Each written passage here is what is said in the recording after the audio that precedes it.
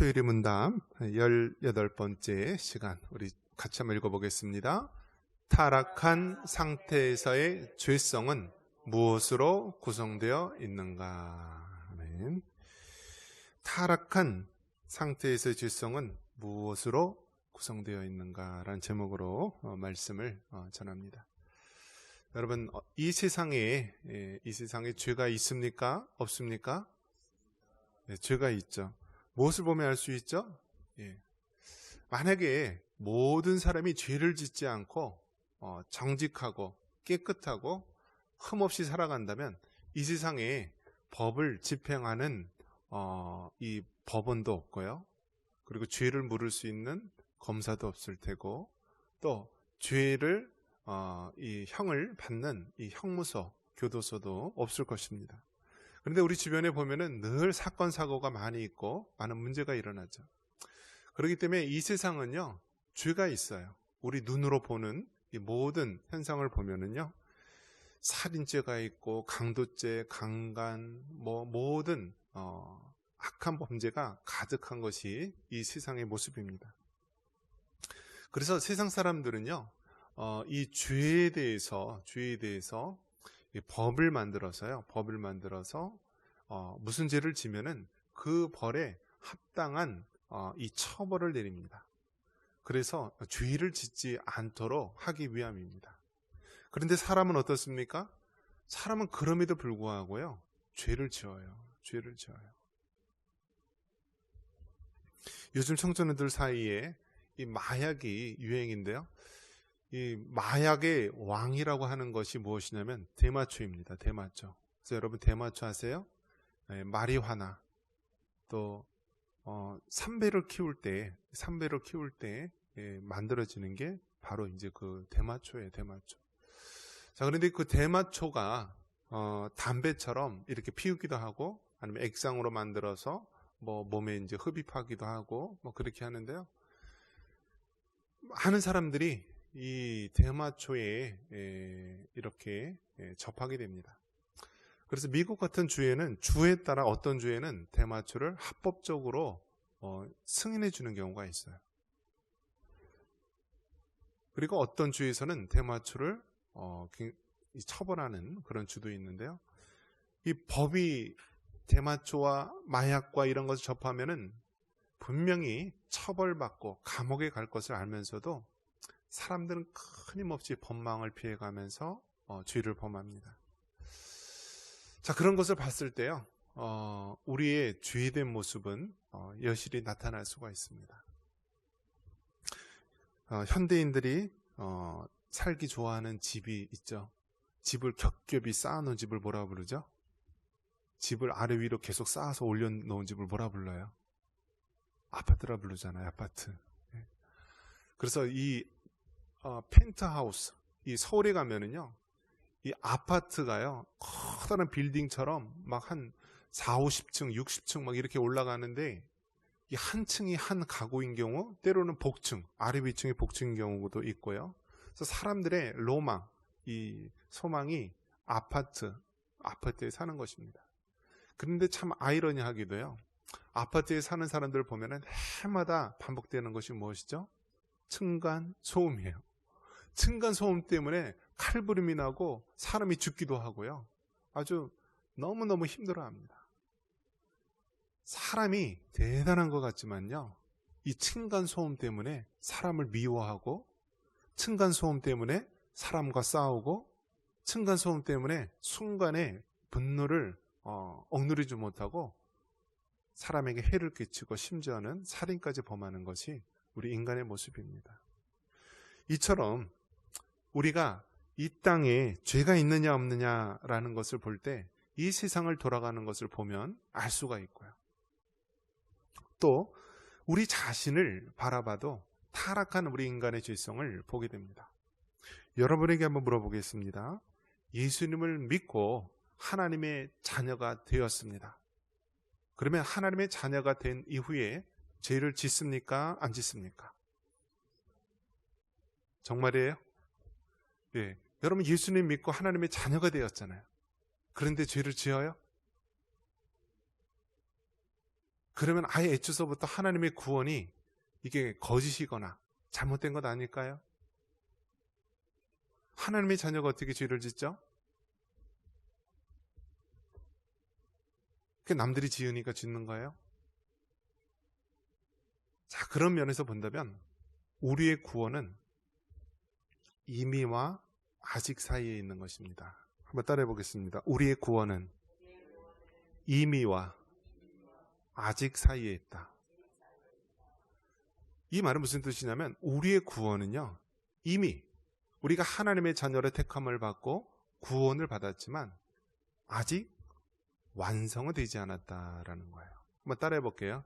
이미 하나님의 자녀로서 구원은 받았지만 아직 완성은 되지 않았다. 그래서 여러분의 구원의 완성은 언제 돼요? 여러분이 죽어서 천국에 가는 그 순간에 우리 구원이 완성되는 거예요. 그 전까지는 우리도 똑같이 예수님 믿는 사람도 죄에 쓰러질 수 있다라는 거예요. 죄의 미혹에 넘어갈 수 있다라는 거예요. 어떻게 할 수 있어요? 성경에 보면 많은 인물들이 그렇잖아요. 다윗만 하더라도 다윗이 간음죄, 살인죄 그러한 죄들을 범했을 때 하나님을 알지 못했던 때인가요? 아니잖아요. 골리앗을 물맷돌로 물리치고 많은 전쟁에서 하나님의 이름으로 승리했던 그런 귀한 영적인 체험과 하나님의 자녀로서의 확신을 가지고 있었음에도 불구하고 그 위에 그런 죄를 범하지 않았습니까? 그런 것을 봤을 때요, 우리가 하나님의 자녀로 되었다 할지라도 천국에 가는 그 순간까지는 끊임없이 우리 자신을 우리가 돌아보고 우리도 죄에 빠져 넘어질 수 있다라는 그 사실을 늘 우리가 기억을 해야 됩니다. 그래서 죄성이 있다라고 깨닫고 살아가는 사람하고요, 나는 죄와는 멀다라고 하는 사람하고는 삶의 방식이 아예 다릅니다. 경계하는 사람은요, 늘 자신을 살피고 조심합니다. 그런데요, 나는 그런 죄에 빠지지 않아, 나는 죄에 넘어지지 않아 하고 자신만만해 하는 사람은요, 넘어질 수 있다라는 거예요. 넘어질 수가 있다. 어떤 이제 유대인 그 탈무드에 나오는 이야기인데요, 어떤 사람이 굴뚝을 두 사람이 청소를 했는데 한 사람의 얼굴은 검은 검댕이가 묻어서 얼굴이 검해요. 한 사람은 하나도 안 묻어서 얼굴이 하얘요. 그러면 그 두 사람 중에서 누가 얼굴을 씻을 것 같아요, 여러분? 여러분 생각에는 얼굴을 검게 묻은 사람이 얼굴을 씻을 것 같아요? 아니면 하얀 사람, 아무것도 안 묻은 사람이 씻을 것 같아요? 오히려 얼굴에 상대방의 묻은 걸 본 사람은요, 자기 얼굴이 하나도 안 묻었는데 막 깨끗이 닦으려고 합니다. 자기도 묻었을까 봐. 하지만 상대방이 이렇게 깨끗하게 보이는 사람은요, 자기도 깨끗하는 줄 알고 이렇게 씻지를 않는다라고 합니다. 마찬가지로요, 우리가 죄성을 가지고 있고 죄에 얼마든지 넘어질 수 있다라고 생각하는 사람은요, 늘 경계하고 조심하는 거예요. 우리가 요셉의 이야기를 알 수가 있지 않습니까? 보디발의 아내, 그 주인의 아내가 미혹했을 때요, 이 요셉은, 이 소년 요셉, 청년 요셉은 어떻게 합니까? 내가 감히 하나님 앞에 어떻게 범죄할 수 있습니까? 라면서 그 주인의 그 아내가 자신의 옷을 잡고 놔주지 않고 막 유혹을 하자 어떻게 했죠? 그 옷을 그냥 뿌리치고 벗어버리고 그냥 도망칩니다. 이것이 바로 인간의 죄성, 자신의 연약함, 우리도 죄에 빠질 수 있다라고 하는 사람들의 모습이에요.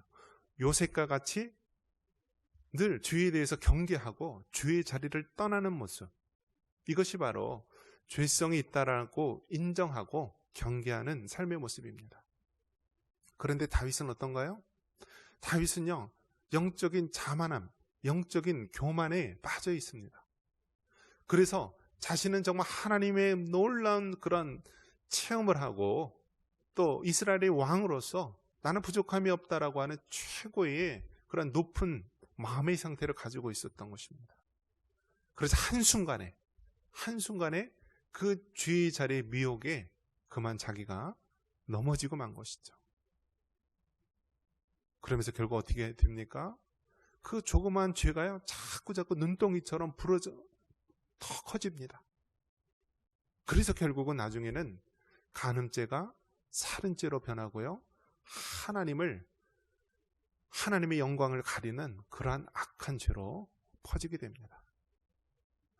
이처럼 우리가 죄성을 깨닫고 늘 경계하며 살아가는 사람과 나는 죄에 넘어지지 않는다 라고 자만하며 살아가는 사람의 모습을 우리가 깨달을 수가 있습니다. 타락한 상태에서 죄성은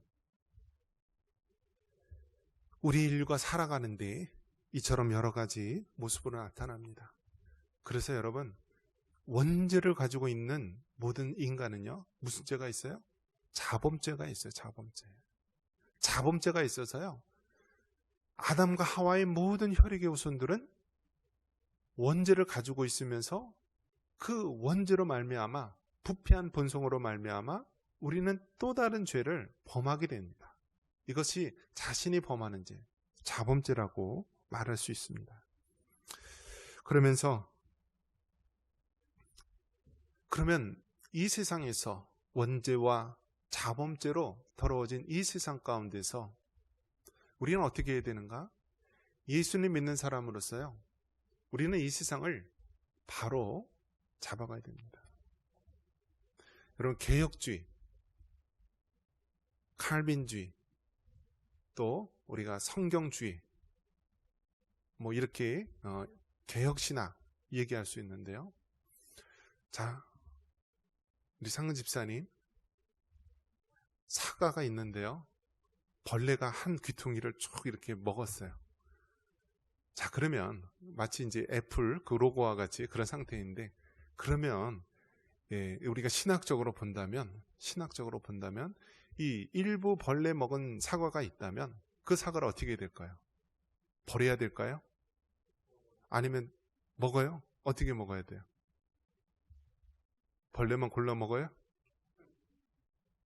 아니면 벌레 상한 부분을 도리고 먹어요?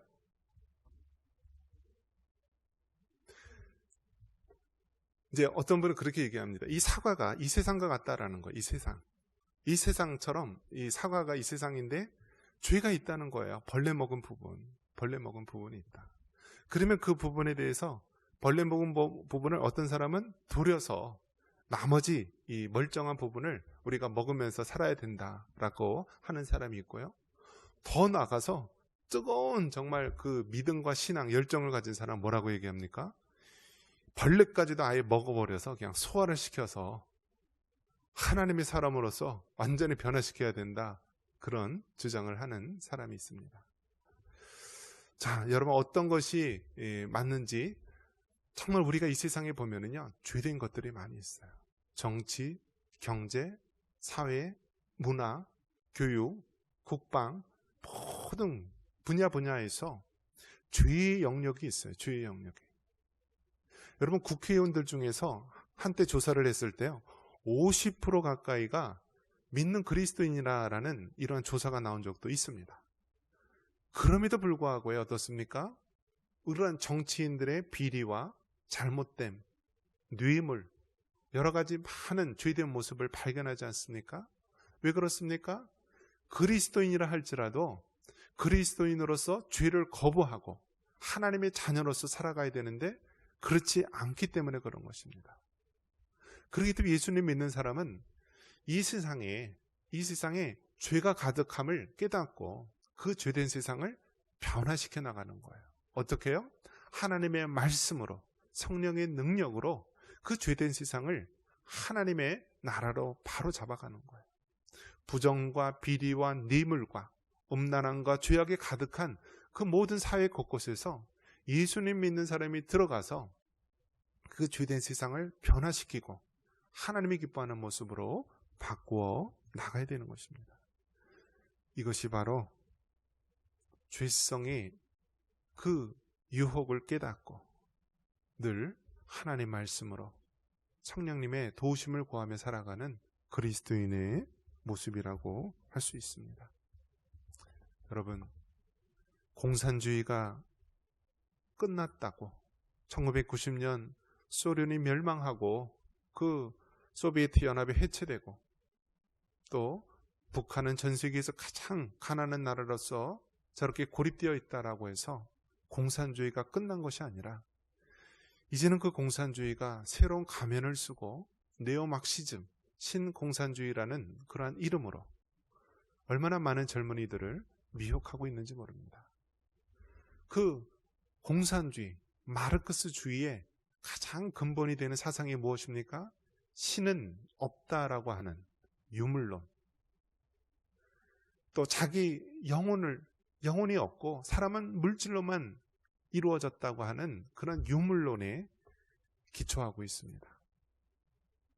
가장 죄된 모습, 이 세상의 죄된 모습이 바로 신을 부정하고 우리 영혼의 존재도 부정하는 물질로만 이루어졌다고 하는 그러한 마르크스, 막시즘이 우리 젊은이들과 많은 사람들을 미혹하고 있습니다. 또는 어떻습니까? 이제는 사람들이 자기만 알고 이기적이고 자기 쾌락만을 위해서요, 자녀를 낳지 않으려고 합니다. 그러자 어떤 일이 벌어집니까? 이제는요, 우리나라가 가만히 있으면 5년, 10년, 20년 후에는 멸망하게 되니까요, 정책을 바꿨어요. 이민 정책으로 바꿨어요. 그래서 우리 주변에도 보면은 얼마나 다문화 가족이 많습니까? 며느리나 사위 되는 사람이 이제는 외국인이 얼마나 많습니까? 그런데 그 안타깝게도 그 중에 들어오는 많은 사람들 중에서 이슬람 교도들이 많다라는 거예요. 이슬람 교도들이 많다. 그들은요, 자녀를 낳으면은요, 5명씩 본국에 또 그 나라들 보면은 다 부인들을 합법적으로 3명씩 두는 이슬람 나라에서는요, 어마어마하게 많은 자녀를 두니까요, 결국 우리 인간의 죄성이 있는 곳에 이슬람 세력들이 들어와서요, 이 땅이 이슬람화 되는 것입니다. 그것이 우리 연천 땅을 보면 알 수 있지 않습니까?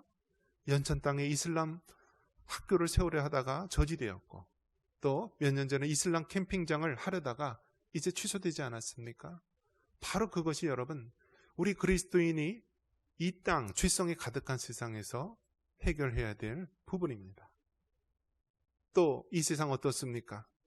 동성애, 통합적 차별, 포괄적 차별금지법이라는 이름으로 동성애를 합법화하려는, 더 나아가서 이것이 죄라고 하는 모든 교회와 세력에 대해서 죄를 묻고 벌금을 매기는 그 시대 속에 우리가 눈앞에 다가오지 않았습니까? 그 동성애가 되면은요, 우리 가정이 무너지는 거예요. 동성애가 오면은요, 자녀를 낳지 않게 되는 거예요. 동성애가 들어오면은 이제는 사단이 가장 좋아하는, 그래도 기독교가 이 땅에 있는 가정을 지키려고 그렇게 발버둥 치는데 동성애를 지지하게 되면은 결국 우리의 가정이 무너지게 되는 것입니다. 그래서 여러분, 말씀을 정리합니다. 이 세상에 아담의 모든 후손들은 죄성을 가진 인간이고, 이 세상에는 죄악이 가득함을 우리가 깨닫고, 이 죄된 세상을 하나님 말씀으로, 성령의 능력으로 변화시킬 수 있는 우리 모두가 되기를 주님의 이름으로 축원합니다.